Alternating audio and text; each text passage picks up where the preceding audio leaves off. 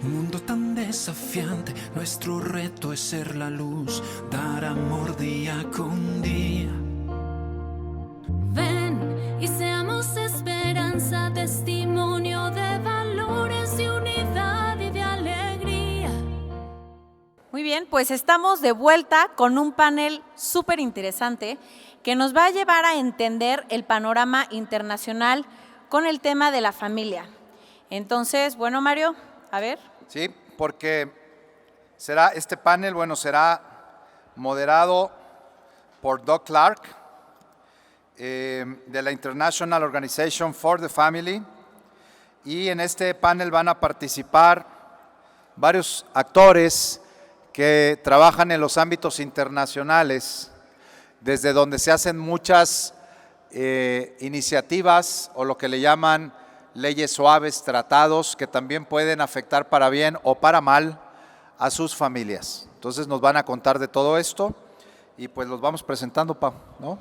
Claro que sí, Mario. Pues bueno, este panel va a tener como ponentes a Grace Melton, a Wendy Wickham, a Sharon Slater, a Marsha Barlow y, como bien dijo Mario, nuestro moderador de este panel va a ser Doug Clark. Les pido por favor que lo recibamos con un fuerte aplauso.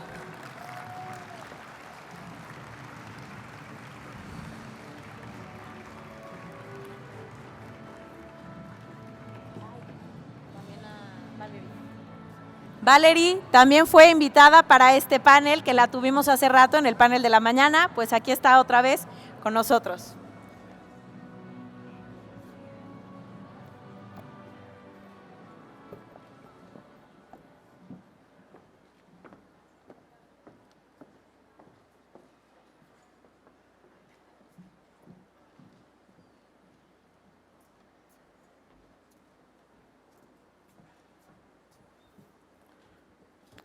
Welcome to our panel on the United Nations.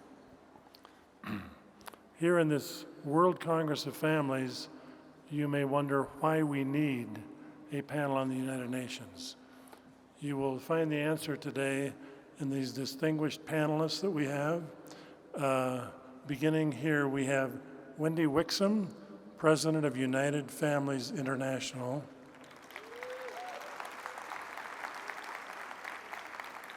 We have Marsha Barlow, co-chair of the NGO Committee on the Family in the United Nations.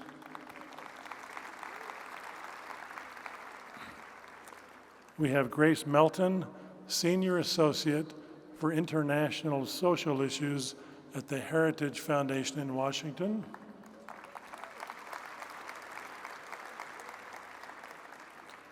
Sharon Slater, President of Family Watch International.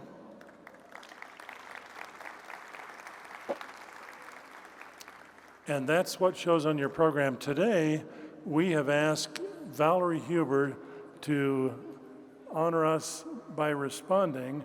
After our panelists finish, Valerie will give a response, give us thoughts of her own. Just briefly, by way of introduction, the reason that these distinguished panelists and Valerie work so hard is because on family policy to protect the family in the United Nations is because of a strange development since 1948. That was the year that the United Nations issued its Universal Declaration of Human Rights. Every one of those rights is an individual right, individual human beings, with one exception, and that is Article 16.3, which says the family is the natural and fundamental group unit of society and must be, and is entitled, let me do that again. The family is the natural and fundamental group unit of society and is entitled to protection by society and the state. The family itself has rights. Strangely, in the last few decades, because of powerful NGOs and powerful countries who see the family and children and marriage differently, there's been a dramatic reversal of role with the United Nations. Now, instead of protecting the family, announcing the truth of the family, in fact, we are obligated to do our best to do battle in the United Nations to uphold the family. The only honorary board member of my organization, the International Organization for the Family, has talked about, this is President Dallin H. Oaks. He's spoken of enemies and conditions that threaten to undermine the family. Ironically, some of these enemies are working through the UN and its stature and authority on the world stage to pursue anti-family efforts that must be of concern to us all. We must act to preserve the families of the world. These 5 individuals are acting with great valor, with great intelligence, and great effectiveness. We are honored to have them here. Wendy, we'll hear from you.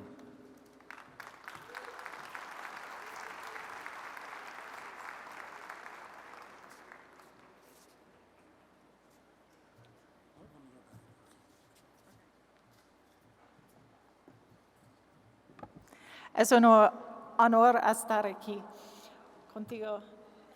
Y ahora, en inglés. When people hear the words United Nations, they may picture peacekeeping forces or humanitarian efforts to relieve suffering from famine or displacement. For this work, we are grateful. Yet the UN's reach is deeper and its interest broader than most realize. Unfortunately, too few people understand how UN influence trickles down and impacts our lives, our homes, and our families. Formed at the end of World War II, the UN had a central mission to maintain international peace and security. The UN also cared about the family and societies and the status of women in the world. During the early days of the United Nations, Sweden, Norway, and Denmark exerted disproportionately strong influence. With their highly egalitarian ideals, they implemented a governmental and economic system that was admired in Western Europe. Many early UN leaders were from these Nordic countries and were instrumental in promoting their ideas about women's advancement. Addressing historic discrimination and oppression of women, the Nordic approach to advancing gender equality, which became the UN approach, began with restructuring family life, in particular, the role of mothers. Powerful bureaucrats within the UN used their position and their money to fund like-minded social scientists anxious to promote their family ideology. Home and family, in their minds, symbols of oppression towards women and children, with marriage as its foundation, would be replaced by a central state. They taught that home and family were patriarchal, oppressive institutions, and women would find greater purpose and meaning in work outside of the home. The work of raising children was a burden, best left to the state. This restructuring of family life was to help liberate women. They promoted less restrictive abortion laws, easier access to contraceptives, and sex education that disconnected sexual intimacy from its role in marriage and family formation.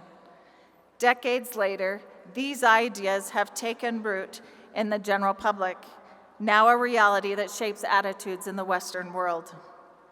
Today, the United Nations continues to export this ideology to poor and less developed countries. Common strategies include pressuring countries for their vote or for national implementation of their programs or ideology by withholding financial assistance or through the use of compliance committees. For every conference held by the UN, they produce a document meant to be a guide to nations in addressing societal issues and formulating policy. UN delegates negotiate over language until consensus is reached or until no one expresses disagreement. Controversial issues are often decided in the middle of the night, especially a disadvantage to smaller delegations. The chairman of the negotiation has power to arbitrarily steer the process by choosing who can speak, thus guiding the outcome of the discussion and favoring a small but vocal group of negotiators. There are 3 levels of international agreements: treaties, conventions, and resolutions. Each binds nations in different ways and with different powers of enforcement. Treaties are the strongest agreement. They are legally binding instruments that governments agree to follow. After a government signs on to a treaty, if they do not live up to their agreements, they can be punished through trade sanctions and worse. A less binding authority is the convention. Governments may agree to them and then resist their implementation. Each convention comes with a UN governing body before which governments must periodically report. Governments may ignore such orders, but pressure is brought upon them to comply. Finally, resolutions must pass through the Economic and Social Council and then through the correct UN General Assembly Committee before being ratified by the General Assembly. Most UN business is communicated through General Assembly resolutions. It must be emphasized that UN resolutions are non-binding on all parties. Resolutions are mere suggestions. One might reason, if my government hasn't ratified a UN document, then it is not bound by it, right? Yet by passing repeated resolutions on the same topics, using similar wording each time, the UN is creating a form of international case law or precedent. Precedents may bypass federal legislative process. The executive branch of a domestic government may implement these through executive action. Courts may look upon UN documents in shaping decisions. Progressive courts can use precedent to push their agenda. Often, these precedents are used by state and municipal governments, or schools, private institutions, foundations, and agencies that can recommend and implement policies, even if their federal government does not. While the UN sounds far away and out of reach, in all these ways and more, the UN trickles down, impacting your life, your home, and your family. Thank you.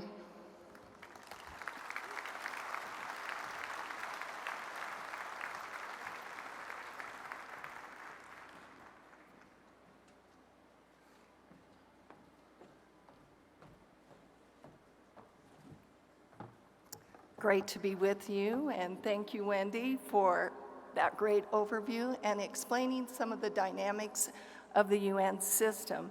That provides an opportunity for me to speak about the UN NGO Committee on the Family. It may come as a surprise to many of you that the words family and families are among the most controversial and hotly contested words found in the halls of the UN. Much of the angst centers around the definition of family versus families, the plural. Thus, the UN NGO Committee on the Family is a bit of an anomaly, as it is an officially recognized committee within the UN system, and the committee has been successful at bridging different worldviews, rising above a highly polarized political environment to work together to do what we've all agreed is a very important thing. Looks like I've lost my slide. That important thing is to promote, preserve, and protect the well-being of the family. Now, how is this done? Like many organizations here at this conference, the NGO Committee on the Family educates the public and policymakers on international issues affecting the family. Let's see if I can get this up. There we go. Advocates for the inclusion of the family in international resolutions and policies, but most importantly, it shares a positive perspective on family. Why would any of this matter? Well, we all know that the world has a lot of challenges: providing education, medical care, clean water, alleviating poverty, reducing child and maternal mortality, and being a wise steward of our environment. So many challenges that the UN has developed a series of targets encompassed in the SDGs, or the Sustainable Development Goals. Too often, though, families are thought of as this entity that just gobbles up scarce resources, or an entity that takes, or at the very least, needs to be taken care of. We see it very differently. The family is not a source of world problems. In fact, it's a huge part of the solution. How do you solve the problem of poverty and hunger without considering the role of family in meeting physical needs? How do you achieve education for all the world's children without considering the day-to-day involvement and efforts of parents? How do you reduce maternal and child mortality without recognizing the role of fathers and families and what is occurring in the home? Finally, how do you combat diseases like HIV or COVID without the support, teaching, and care of committed family members and parents? I only have time to share a couple examples of the power of the family. Every year, millions upon millions of dollars are poured into international programs, and most of these programs have yielded very meager results. But take a look at this program. The Antonian family